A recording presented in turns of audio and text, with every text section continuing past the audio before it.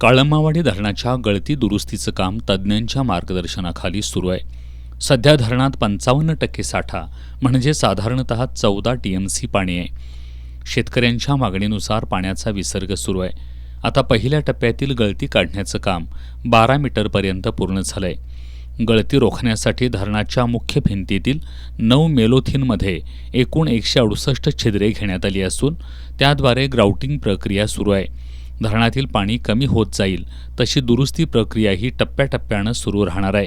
यंदा धरणातील पाणी कमी झाल्यास पावसाळ्यापूर्वीच सुमारे 60% काम पूर्ण होण्याचा अंदाज कार्यकारी अभियंता अशोक पवार यांनी व्यक्त केला आहे.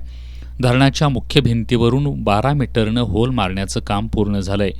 पाणी धरणातून खाली जाईल तसतसे धरण गळतीचं काम होणार आहे. गळती काढत असताना सिंचन व्यवस्थेवर कोणताही परिणाम होऊ नये याचीही विशेष काळजी घेतली जाते आहे.